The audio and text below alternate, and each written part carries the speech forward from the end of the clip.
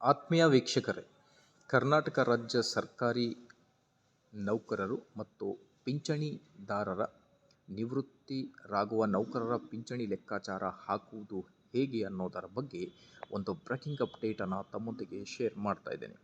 ವೀಕ್ಷಕರೇ, 7ನೇ ವೇತನ ಆಯೋಗದ ಕುರಿತು ಕಂಪ್ಲೀಟ್ ಅಪ್ಡೇಟ್ಗೋಸ್ಕರ ನಮ್ಮ ಯೂಟ್ಯೂಬ್ ಚಾನಲನ್ನು ಸಬ್ಸ್ಕ್ರೈಬ್ ಮಾಡಿಕೊಳ್ಳಿ ಮತ್ತು ಬೆಲ್ ಐಕನನ್ನು ಪ್ರೆಸ್ ಮಾಡಿ. ಮುಂದೆ ಬರುವ ಎಲ್ಲ ವಿಡಿಯೋ ನೋಟಿಫಿಕೇಷನ್ ನಿಮಗೆ ಬಂದು ತಲುಪುತ್ತೆ. ಆಗಸ್ಟ್ 6ರಂದು ಬಂದಿರುವ ಇದು ಒಂದು ಇನ್ಫಾರ್ಮೇಷನ್ ಆಗಿರುತ್ತೆ. ಕರ್ನಾಟಕ ಸರ್ಕಾರ ರಾಜ್ಯ ಸರ್ಕಾರಿ ನೌಕರರ ಬೇಡಿಕೆಯಂತೆ ಕೆ. ಸುಧಾಕರ್ ರಾವ್ ನೇತೃತ್ವದ ರಾಜ್ಯ 7ನೇ ವೇತನ ಆಯೋಗದ ವರದಿ ಶಿಫಾರಸು ಜಾರಿಗೊಳಿಸಿದೆ. ಸರ್ಕಾರಿ ನೌಕರರ ವೇತನ ಭತ್ಯೆ ಪಿಂಚಣಿಯಲ್ಲಿ ಏರಿಕೆಯಾಗಿದೆ.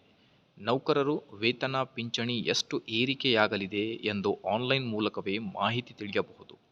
ನಿವೃತ್ತಿ ನೌಕರರಿಗೂ ಸಹಕಾರಿಯಾಗಲು ವ್ಯವಸ್ಥೆಯನ್ನು ಮಾಡಲಾಗಿದೆ. ಮಾನ್ಯ ಮುಖ್ಯಮಂತ್ರಿ ಸಿದ್ದರಾಮಯ್ಯ ನೇತೃತ್ವದಲ್ಲಿ ನಡೆದ ಸಚಿವ ಸಂಪುಟ ಸಭೆ ರಾಜ್ಯ 7ನೇ ವೇತನ ಆಯೋಗದ ವರದಿ ಜಾರಿಗೆ ಅನುಮೋದನೆ ನೀಡಿತು.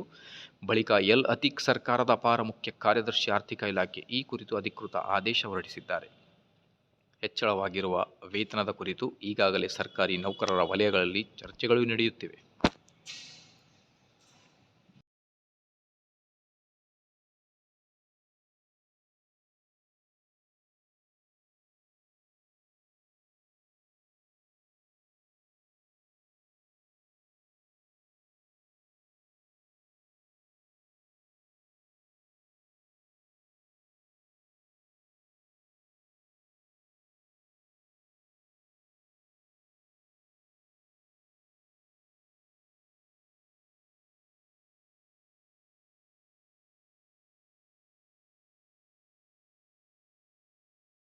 ಗಳಲ್ಲಿ ನಿವೃತ್ತರಾಗುವ ನೌಕರರ ಪಿಂಚಣಿ ಲೆಕ್ಕಾಚಾರ ಹಾಕುವುದು ಹೇಗೆ? ಅದಕ್ಕಾಗಿ ಆನ್ಲೈನ್ನಲ್ಲಿಯೇ ವ್ಯವಸ್ಥೆ ಮಾಡಲಾಗಿದೆ. ನೌಕರರು ಸುಲಭವಾಗಿ ಪಿಂಚಣಿ ಲೆಕ್ಕಾಚಾರವನ್ನು ಹಾಕಬಹುದು.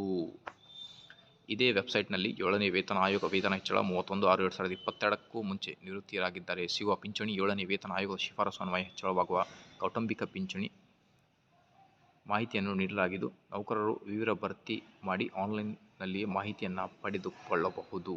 ಓಕೆ, ಇದು ಇವತ್ತಿನ ಬ್ರೇಕಿಂಗ್ ಅಪ್ಡೇಟ್. ಇದೇ ಥರ ಎಲ್ಲ ಮಾಹಿತಿಗೋಸ್ಕರ please like, share and subscribe. Thank you.